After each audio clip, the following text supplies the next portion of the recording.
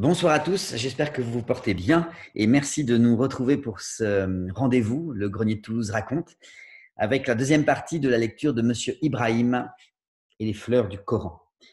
Dans la première partie, nous avons fait connaissance avec Moïse, un petit garçon juif qui vit seul avec son père, un homme pas très évident, et il s'éprend d'amitié pour l'épicier, l'arabe du coin, comme il dit, Monsieur Ibrahim. Donc, nous avons fait connaissance avec les deux protagonistes principaux et une histoire d'amitié commence à naître entre le petit garçon et l'épicier.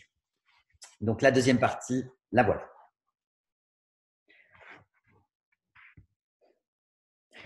Dans les jours qui suivirent, M. Ibrahim me donna plein de trucs pour soutirer de l'argent à mon père, sans qu'il s'en rende compte.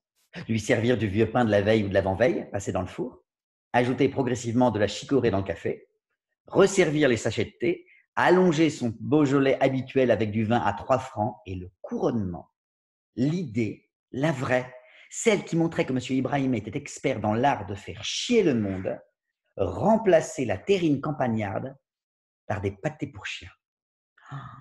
Grâce à l'intervention de M. Ibrahim, le monde des adultes s'était fissuré. Il n'offrait pas le même mur uniforme contre lequel je me cognais. Une main se tendait à travers une fente. J'avais de nouveau économisé 200 francs. J'allais pouvoir me reprouver que j'étais un homme. Rue de Paradis, je marchais droit vers le porche où se tenait la nouvelle propriétaire de mon ours. Je lui apportais un coquillage qu'on m'avait offert, mais un vrai coquillage, hein, qui venait de la mer, de la vraie mer. La fille me fit un sourire. À ce moment-là, surgirent de l'allée un homme qui courait comme un rat, puis une pute qui le poursuivait en criant « Au voleur, mon sac, au voleur !» Sans hésiter une seconde, j'ai tendu ma jambe en avant. Le voleur s'est étalé quelques mètres plus loin. J'ai bondi sur lui. Le voleur m'a regardé et il a vu que j'étais qu'un môme. Il a souri, prêt à me foutre une raclée, mais comme la fille a déboulé dans la rue en hurlant toujours plus fort, il s'est ramassé ses jambes et il a décampé. Oh, heureusement, les cris de la putain m'avaient servi de muscle. Elle s'est approchée, chancelante sur ses hauts talons. Je lui ai tendu son sac qu'elle a serré, ravie, contre sa poitrine opulente qui savait si bien gémir. Merci, mon petit. Qu'est-ce que je peux faire pour toi? Tu veux que je t'offre une passe? Elle était vieille, hein. Elle avait bien 30 ans. Mais M. Ibrahim me l'avait toujours dit. Il ne faut pas vexer une femme. OK. Et nous sommes montés. La propriétaire de mon ours avait l'air outrée que sa collègue m'ait volé à elle. Lorsque nous sommes passés devant elle, elle me glissa à l'oreille. Viens demain. Moi aussi, je te le ferai gratuit. Bon, j'ai pas attendu le lendemain. Hein. Monsieur Ibrahim et les putes me rendaient la vie avec mon père encore plus difficile. Je m'étais mis à faire un truc épouvantable et vertigineux. Des comparaisons. J'avais toujours froid lorsque j'étais auprès de mon père. Avec Monsieur Ibrahim et les putes, il faisait plus chaud, plus clair.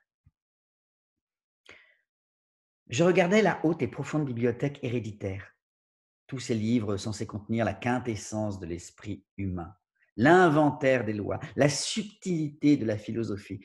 Je les regardais dans l'obscurité. Moïse, ferme les volets, la lumière bouffe les reliures.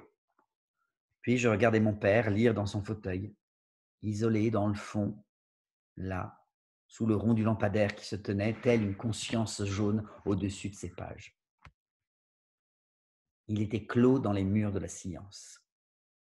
Il ne faisait pas plus attention à moi qu'à un chien. D'ailleurs, il détestait les chiens. Il n'était même pas tenté de me jeter un os de son savoir.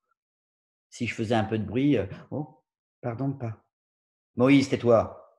Je lis. Je travaille, moi. Travailler. Alors ça, c'était le grand mot, hein, la justification absolue. Pardon, papa. Ah, heureusement que ton frère Popol n'était pas comme ça.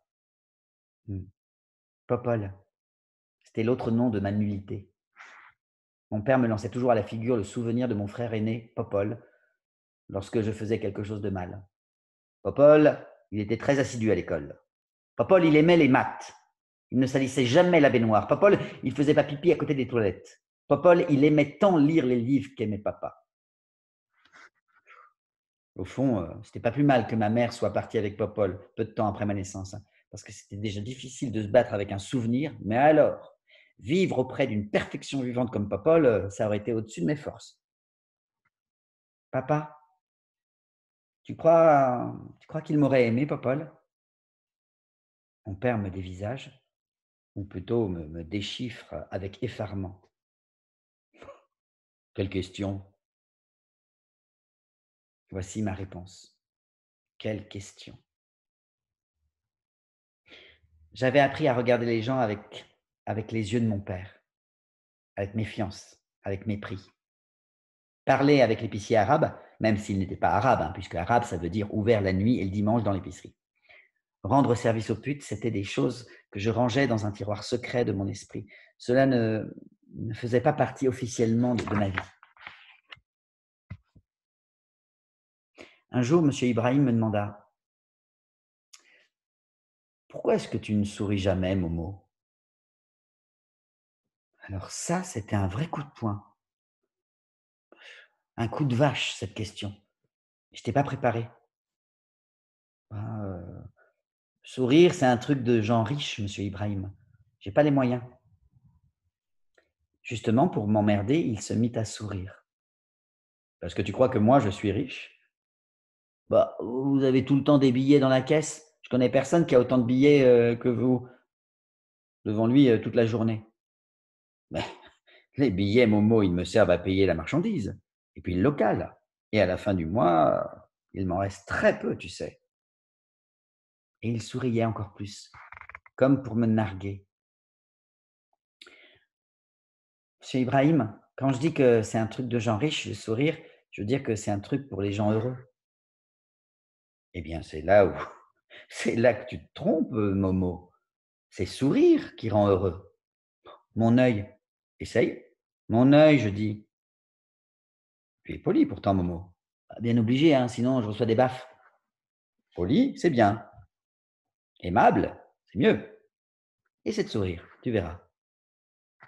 Bon, bah après tout, hein, demander gentiment comme ça, par Monsieur Ibrahim, qui me refile en douce une boîte de choucroute garnie qualité supérieure, ça s'essaye.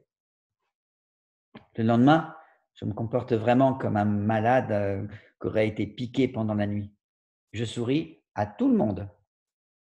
Non, madame, je m'excuse. J'ai pas compris mon exercice de maths. Blanc, sourire. J'ai pas pu le faire. Eh bien, Moïse, je vais te le réexpliquer. Du jamais vu. Pas d'engueulade, pas d'avertissement, rien à la cantine. Je pourrais en avoir un peu plus de la crème de marron? Blanc, sourire. Et je l'obtiens. À la gym, je reconnais que j'ai oublié mes chaussures de tennis. Blanc, sourire. Mais, mais elles étaient en train de sécher, monsieur. Le prof, il rit et me tapote l'épaule. C'est l'ivresse. Plus rien ne me résiste. Monsieur Ibrahim m'a donné l'arme absolue. Je mitraille le monde entier avec mon sourire. On ne me traite plus comme un cafard. En rentrant du collège, je file rue de Paradis. Je demande à la plus belle des putes une grande noire qui m'a toujours refusé. Et blanc, sourire. On monte. Tu as 16 ans? Bah, bien sûr que j'ai 16 ans. Bah, depuis le temps, blanc, sourire. Et là, on monte. Et après, je lui raconte en me rhabillant que je suis journaliste, que je fais un grand livre sur les prostituées. Et blanc, sourire. Que j'ai besoin qu'elle me raconte un peu sa vie. Enfin, si elle veut bien. C'est bien vrai ça que tu es journaliste? Blanc, sourire. Oui, oui. Enfin, étudiant en journalisme. Elle me garde. Avec elle. Elle me parle. Je regarde ses seins palpiter doucement lorsqu'elle s'anime. Je n'ose pas y croire. Une femme me parle à moi. Une femme. Sourire, elle parle, sourire, elle parle, sourire, elle parle. Ah. Le soir, lorsque mon père rentre, je l'aide à retirer son manteau comme d'habitude et je me glisse devant lui, dans la lumière, pour être sûr qu'il me voit. Papa, le repas est prêt. Vlan, sourire. Il me regarde avec étonnement. Je continue à sourire. Oh, c'est fatigant à la fin de la journée, hein, mais je tiens le coup. Toi, Momo, tu as fait une connerie. Alors là, le sourire disparaît. Mais je ne désespère pas. Au dessert, je réessaie. Sourire. Il me dévisage avec malaise. Approche-toi, dit-il. Je sens que mon sourire est en train de gagner. Hop, une nouvelle victime. Je m'approche. Peut-être veut-il m'embrasser. Il m'a dit une fois que Popol, lui, il aimait bien l'embrasser, que c'était un garçon très câlin. Peut-être que Popol, il avait compris le truc du sourire dès sa naissance. Ou alors que ma mère avait eu le temps de lui apprendre à Popol. Je suis près de mon père, contre son épaule.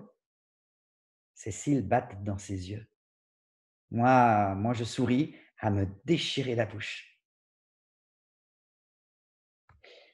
Va falloir te mettre en appareil. J'avais pas remarqué que tu avais les dents en avant. Ce soir-là, je pris l'habitude d'aller voir M. Ibrahim la nuit, une fois que mon père était couché. Voilà pour cette deuxième partie de M. Ibrahim et les fleurs du Coran. Eh bien, je vous donne rendez-vous dès demain pour la suite et pour la troisième partie. Merci beaucoup, bonne soirée, bonne nuit et surtout, portez-vous bien.